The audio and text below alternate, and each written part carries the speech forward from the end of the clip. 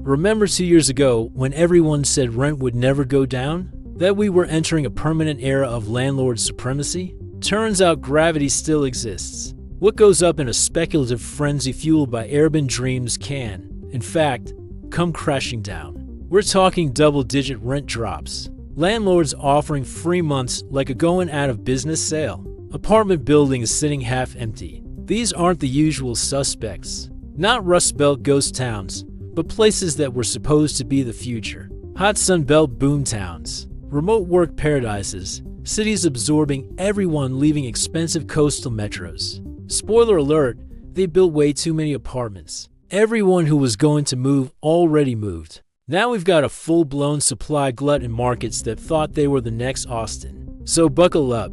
We're counting down 12 cities where rent is collapsing faster than expected.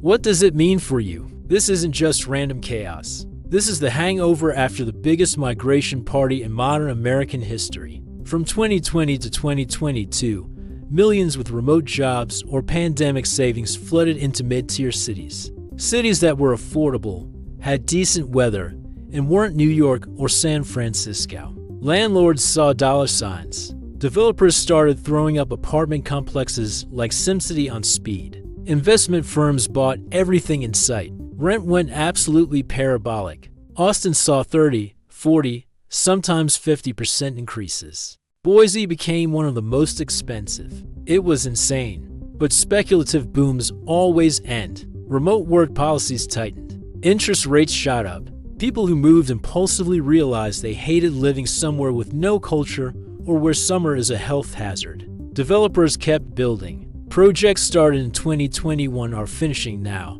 in 2025, when demand has completely evaporated. So now we've got a classic oversupply situation. Tens of thousands of brand new luxury apartments with nobody to rent them. Landlords are panicking.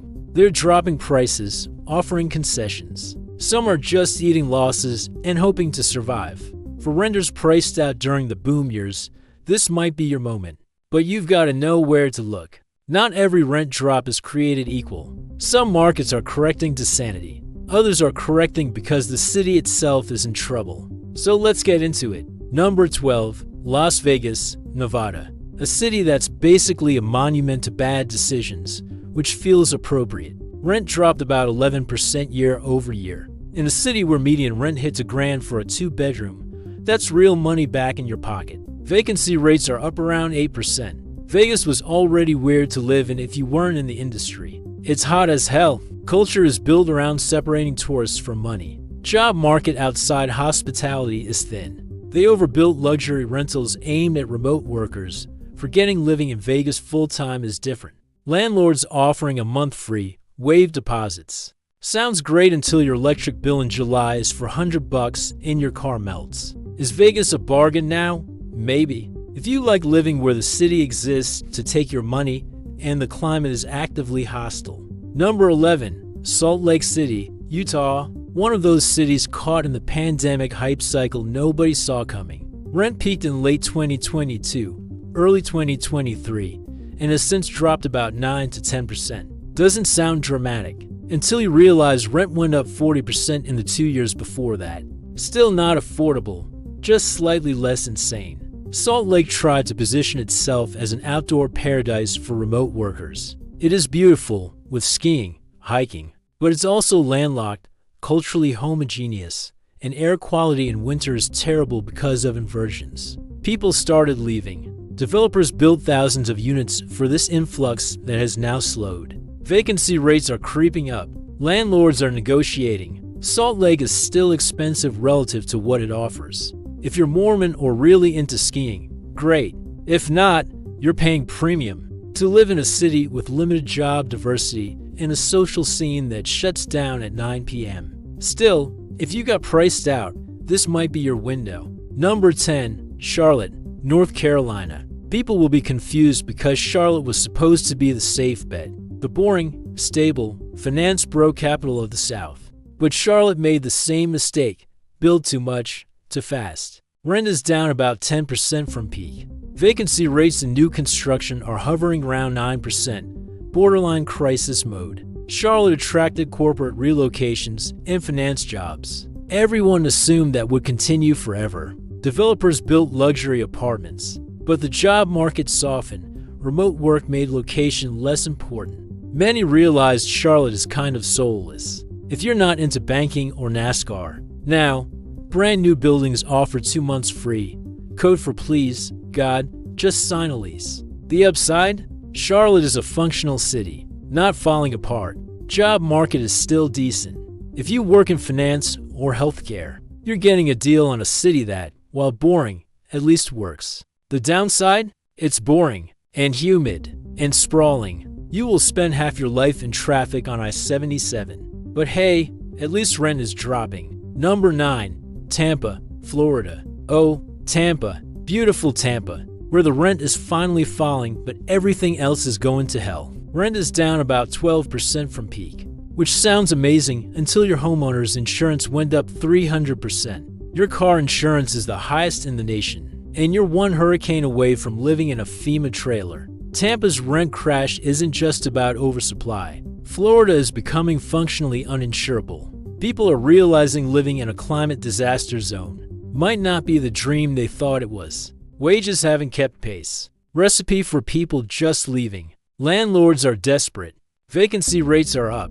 New construction is sitting empty. Some buildings offer 3 months free. Should you move to Tampa for cheap rent? Only if you're comfortable with climate change, insurance nightmares, and hurricanes. But if you're young, don't own anything, and want cheap beach access, Tampa might be a move. Just don't sign a long-term lease. Number 8. Raleigh, North Carolina. Another were the next Austin city that built a metric ton of apartments, then realized the demand wasn't actually there. Rent is down about 11% from peak. Vacancy rates around 8%. High for a market supposed to absorb tech workers and research triangle jobs forever. What happened? Honestly, Raleigh is a nice city. Good schools, decent job market, reasonable weather. But it's incredibly boring, unless you're really into college basketball or chain restaurants. The pandemic bump brought in remote workers who realized it's just suburban sprawl, with slightly better BBQ than average. Developers went all in on luxury apartments, high-end finishes, rooftop pools. People who could afford those rents either stayed on the coasts or moved to cities with more going on. Landlords offering concessions. The good news is Raleigh is stable, not collapsing. Job market is solid. If you work in tech, pharma, or education, you're getting a functional, safe, boring city at a discount, which, honestly, might be exactly what you need if you're tired of chaos and just want somewhere that works. Number 7. Portland, Oregon. Portland's rent crash is less about oversupply and more about the city's ongoing identity crisis. Many people just left. Rent is down about 13% from peak, which is significant. But this isn't a success story. This is a city losing population, dealing with persistent crime and homelessness. Businesses leaving downtown. Remote work killed the commuter economy.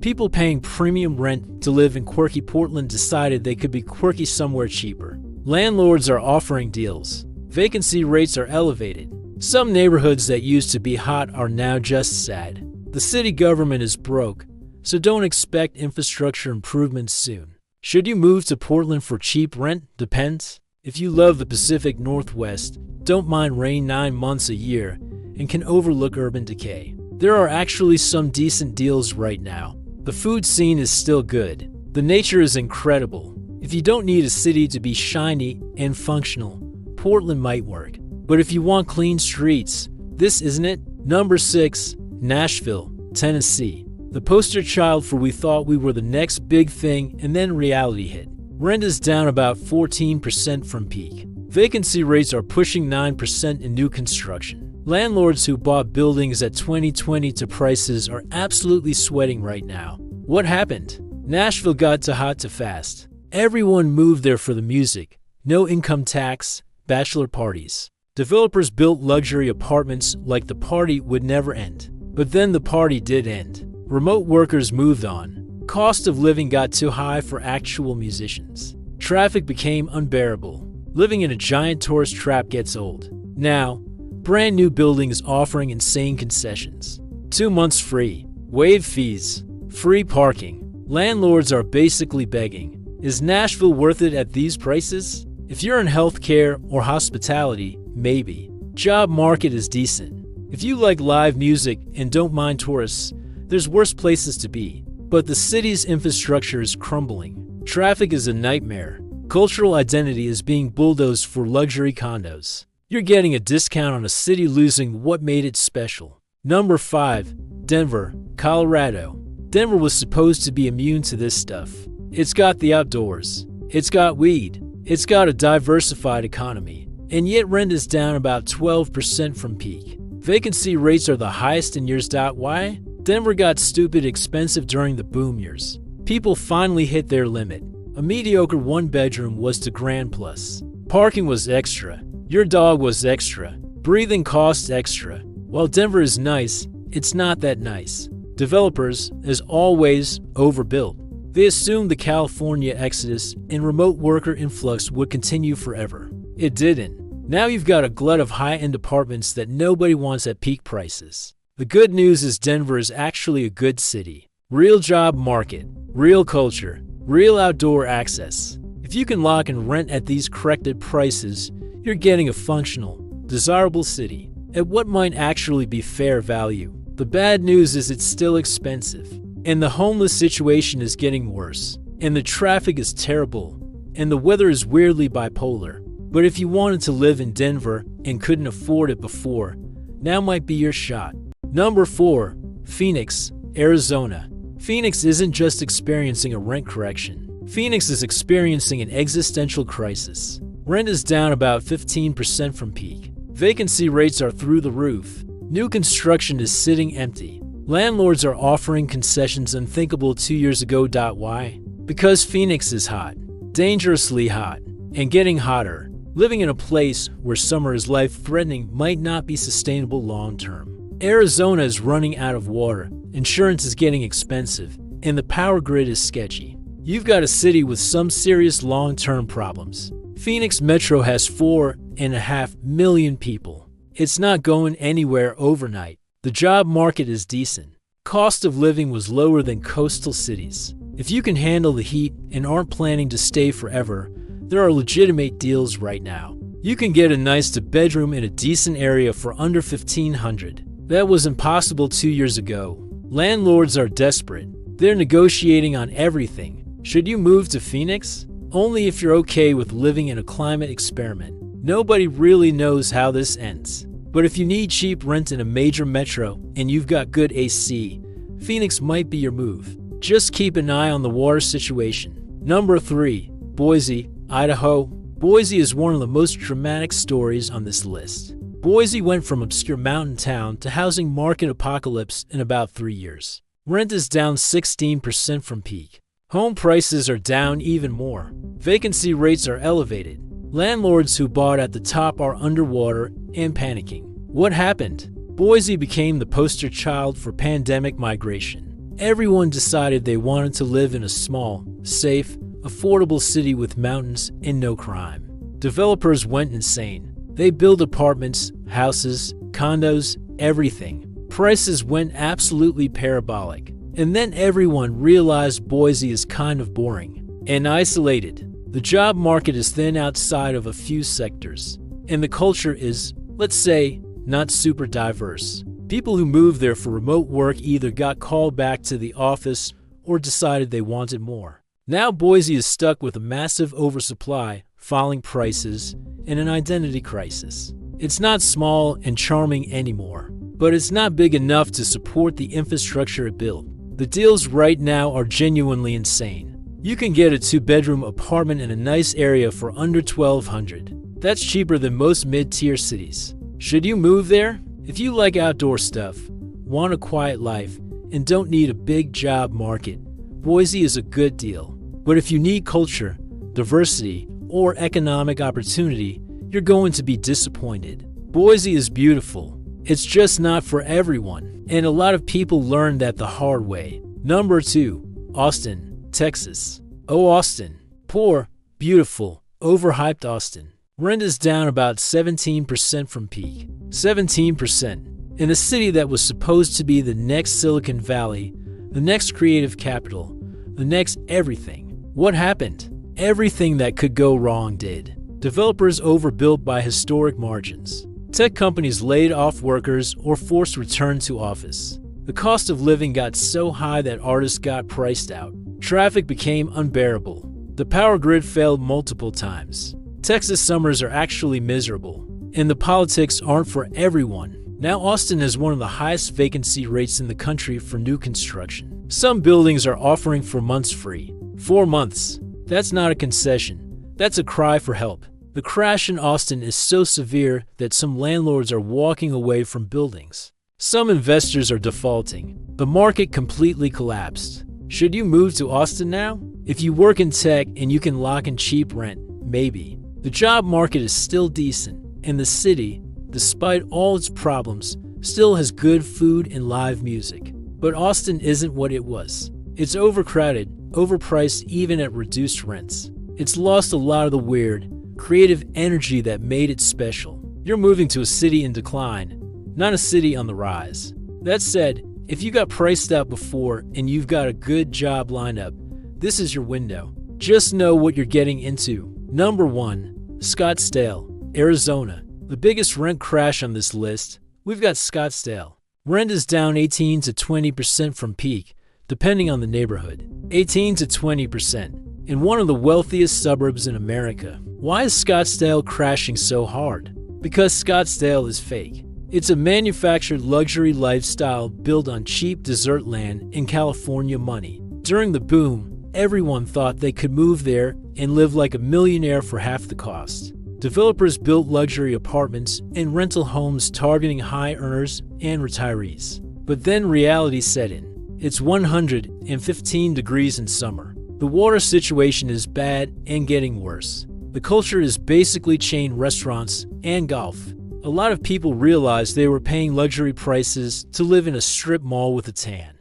Now landlords are panicking. Vacancy rates are in double digits in some complexes. They're offering insane concessions. Free months, reduced deposits, waived fees, free golf memberships, whatever it takes. If you're young, want sunshine, and don't care about long-term sustainability, Scottsdale is probably the best deal. You can get a high-end apartment with all the amenities for what you pay for a dump in LA. But if you care about climate, water, culture, or living in a place that might exist in 30 years, Scottsdale is a trap. It's beautiful. It's sunny. It's cheap right now. It's also completely unsustainable. So what does all this actually mean? First, it means the pandemic migration boom is officially over. The cities that benefited from remote work and people fleeing expensive metros are now dealing with the consequences. Interest rates killed the speculative frenzy. Return to office policies reduced demand. A lot of people who moved impulsively are moving back or moving on.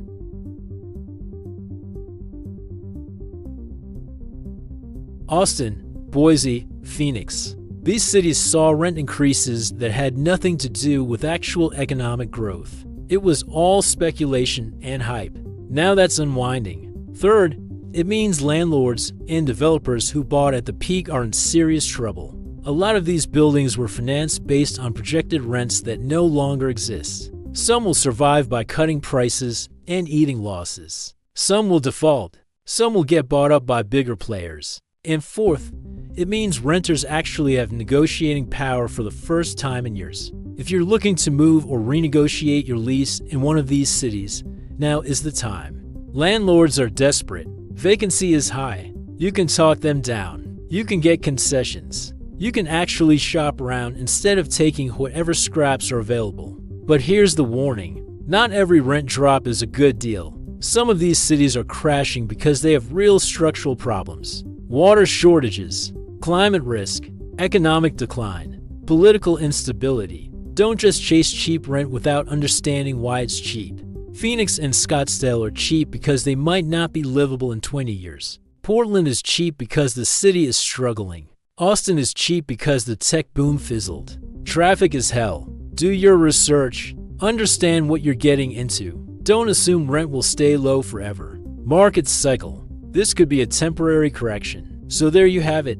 12 cities where rent is collapsing and landlords are sweating. Some of these are genuine opportunities. Some are warning signs, and some are just places that got way too hot. If you've been priced out of the market or crushed by rent increases, this might be your moment. There are real deals out there. You just have to be smart about where you look and what trade-offs you're willing to accept. Because here's the truth. There's no such thing as a free lunch in real estate. If rent is crashing, there's a reason. Maybe it's oversupply. Maybe it's climate risk. Maybe it's economic decline. Maybe the city just sucks. Your job is to figure out which reason applies and whether you can live with it. So where are you seeing rent drop in your area? Are you taking advantage of these crashes or staying put? And which of these cities would you actually consider moving to? Drop a comment and let me know, because I'm genuinely curious how people are thinking about this. And if you found this useful or entertaining, or you just like watching me rant about housing markets, consider subscribing. We do this kind of stuff all the time, because someone has to explain why the American housing market is completely insane. Might as well be me.